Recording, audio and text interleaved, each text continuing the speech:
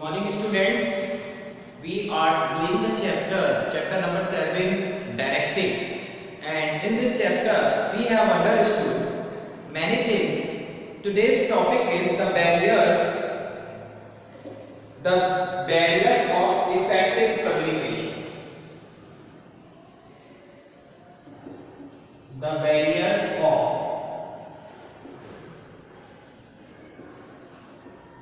effective communications.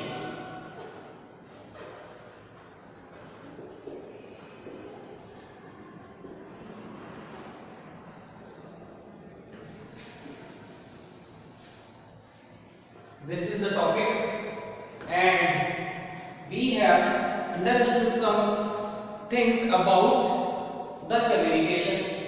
As we know, the communication is two-way, and there are different type of methods of communication we have discussed earlier. Now we will understand there are different types of barriers. Due to these barriers, the one person is unable to fetch the things as the sender wants to give the message. And what are those barriers? The first one we have discussed. The name of that barrier is semantic barrier. We have learned about the semantic barriers. The second one, today we will discuss this point also, psychological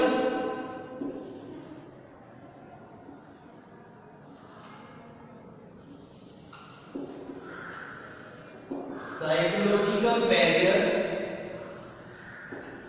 What are the psychological barriers? We will discuss. And third is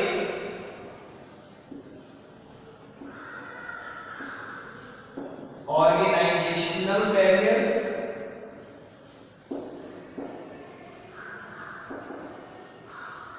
And fourth is personal barriers.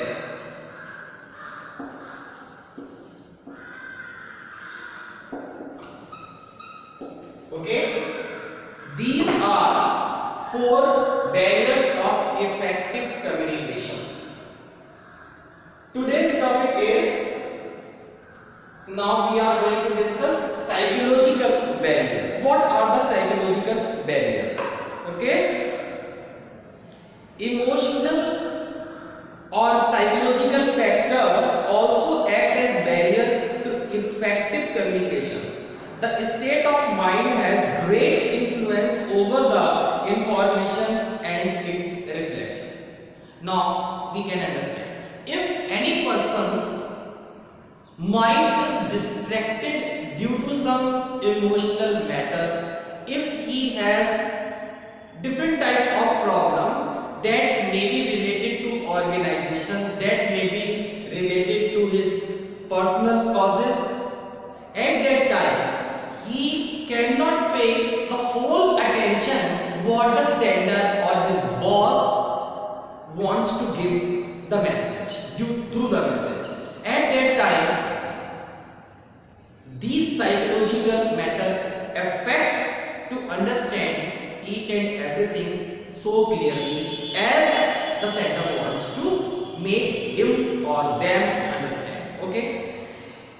Now we will understand some of the psychological barriers to effective communication are. The first one is premature evaluation. It means driving conclusion before completion of message.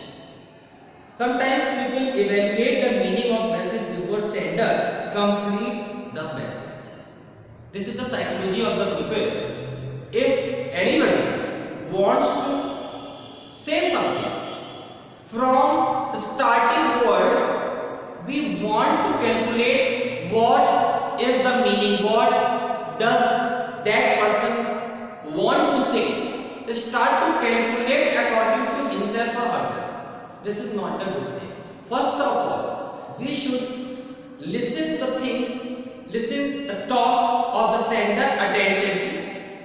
Let that person be finished the matter, after that we can conclude, we can take the result of that message.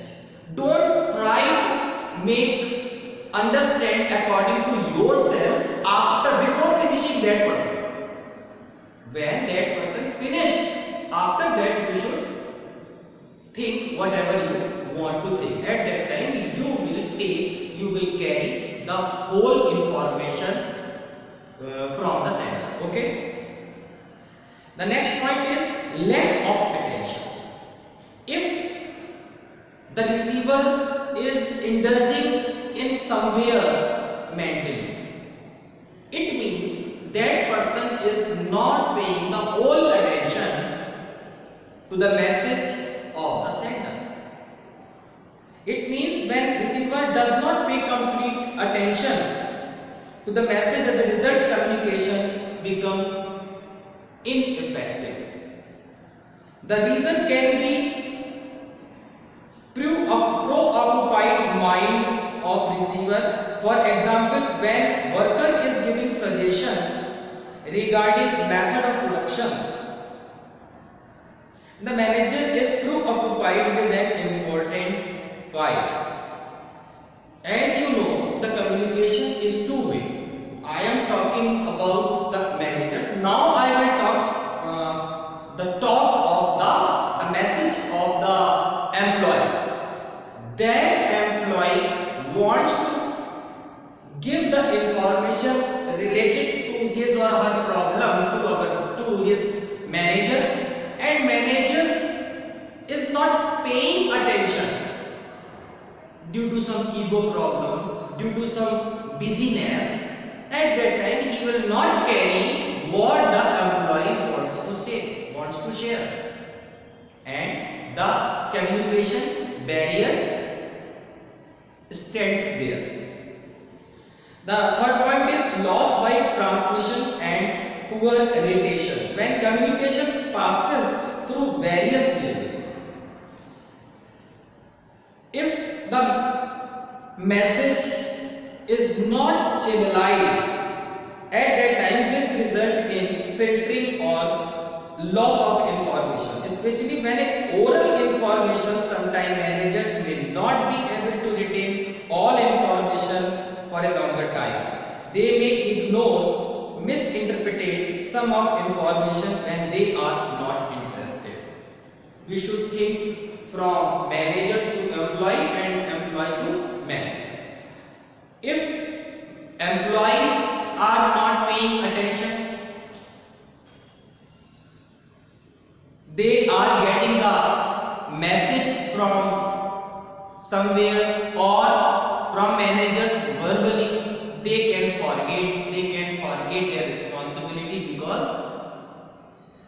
they are not interested to fulfill the responsibility. If they are responsible, even then they may forget the things.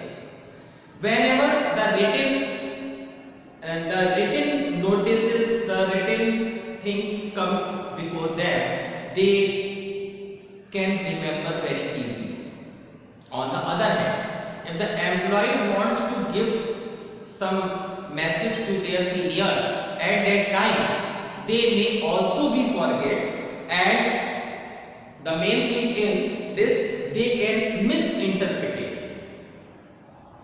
If the written or channelized things come before the managers,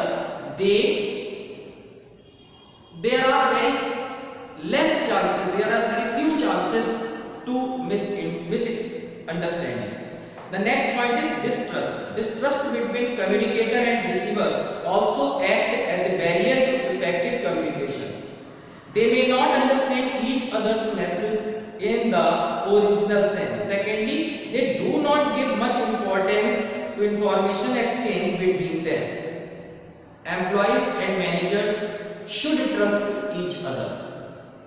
If they don't have any faith, most of the things are not believed. But the things must be believed. If there is a faith, the things can be understood. Otherwise, they will ignore the things. The next point is organizational barrier. This is the third barrier. Factors related to organizational structure, authority, relationship, rules, regulations may act as barriers to effective communication. The first one is organizational policy. In organizational policy does not support free flow of information. This is if in any organization there is a policy, they have made this type of policy that information flow is not free.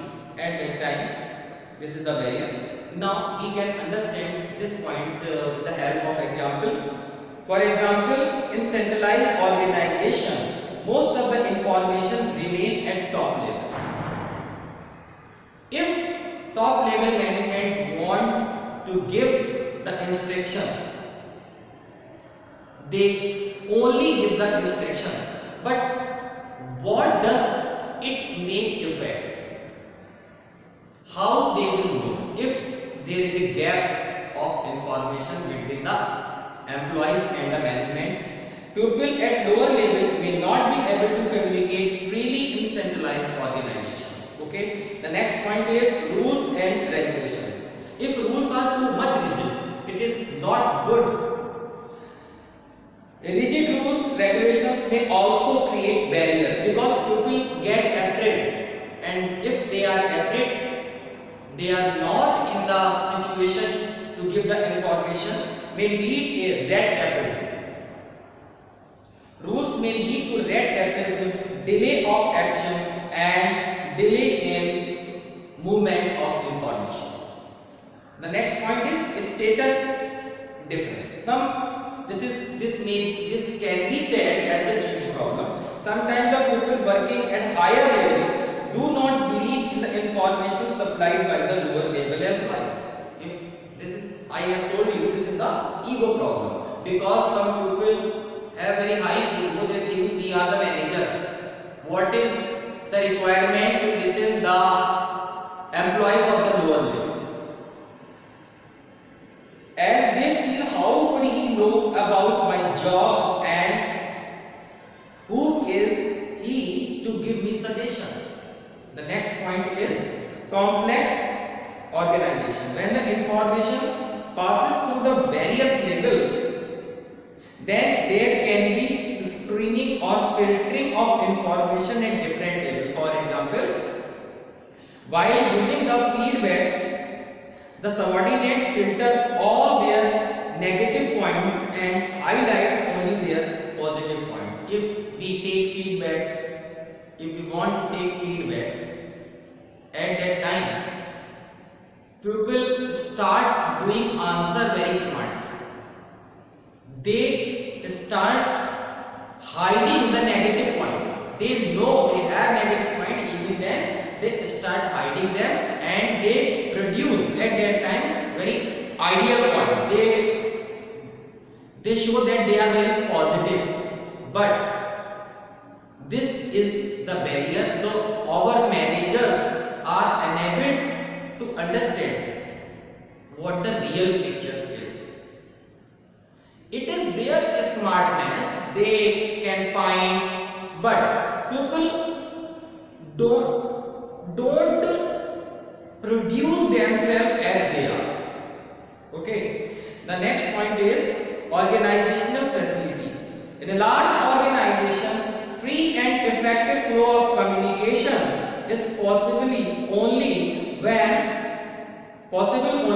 when some facilitate like social get together, complaint box, task force, etc. In absence of such facilities, there can be delay and barrier to effective communication. These are the ways to check, to stop the barriers of effective communication. Organizations may arrange get together after some intervals, and there should be a complaint box. If type of complaint, he can drop the letter in the complaint box. There should be a task force that will see which type of problem is people are facing. In absence of such facilities, there can be delay. If there is with this type of facility, they may be good for any organization and they can enjoy the effective communication in their organization. Now we will see the fourth point, and this is the last point of barrier. Personal barriers. What are the personal barriers? Certain personal factors of sender and receiver may influence the free flow of information. Some of the personal barriers are, the first one is lack of confidence of superior in his subordinates.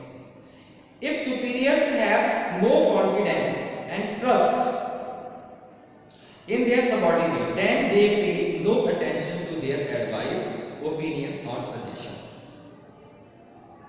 This is the personal problem. This is the ego problem, as we have discussed. Seniors should have trust to the subordinate, but in a certain level. But there should be trust. If they don't have any trust, the people will suffer. Lack of incentives. If there is no incentive for communication, then subordinates may not take initiative to give suggestion. For example, if there is no reward given for giving some good suggestion, then employees will take no initiative to give good suggestions. Means, if any subordinate gives the suggestion to their seniors, at that time, if the suggestion is liked by the managers, at that time they should give the reward. Otherwise, if they are not doing anything, people don't want to take any initiative. And the last point is fear of authority. Sometimes superiors conceal and hide information if they have fear. There should be no environment of fearness. If people are afraid, they don't have the courage to put their point in front of their seniors. And these are the barriers which stop the growth, which may stop the growth of the organization due to the lack of effective communication. Okay, students, I think you have understood all the barriers of effective communication. You will see the next chapter in the next video.